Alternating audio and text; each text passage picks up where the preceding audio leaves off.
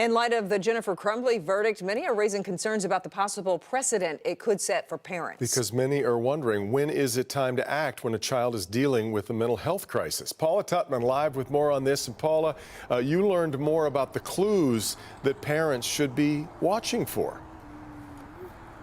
Yeah, and I learned it from a young man who I've spoken to several times, and I'm so appreciative, sorry about that, I'm so appreciative of his ability to so astutely and sensitively take us inside the depths of despair so that we can understand what we're looking at even when we want to look away.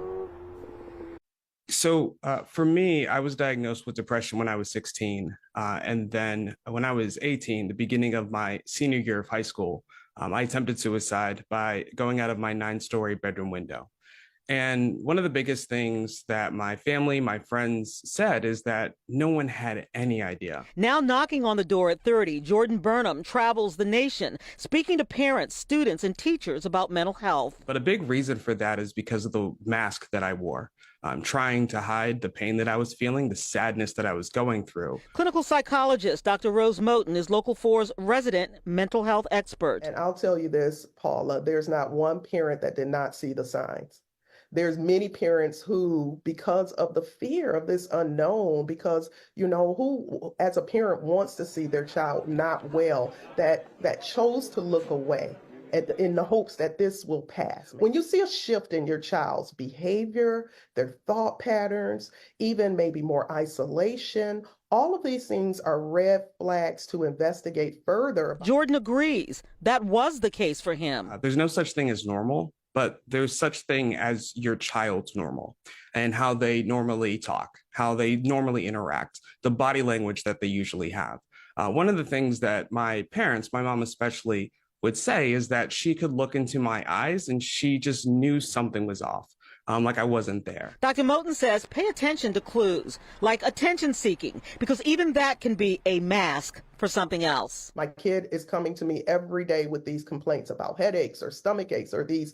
My kid is coming to me every day telling me how ugly they are, unattractive they are, or my child is not eating. Whatever is out of the norm, and it's something that you're seeing on a regular basis, it doesn't hurt to investigate. And trust your gut. Trust your gut. Jordan says very often the first line of early defense is simply a willing ear. To know that there is someone that is there that's willing to listen and having a reminder that you are there as a parent whenever they are going through something, it's great to be able to plant that seed for them. And it might not hit them, like I said, that day, not that week, but when they are struggling, they know there is someone there to listen, especially when it's their parents. Yeah, both Jordan and Dr. Moten say never, never, ever get exhausted from asking your child or friend or a loved one. And by the way, there are resources, not just the suicide hotline 988, but and by the way, you don't have to just use that if you feel suicidal. There are voices there, there are experts there who can help you navigate whatever you're going through to also help you de-escalate and help you get further help. But our clickondetroit.com people, they are bosses.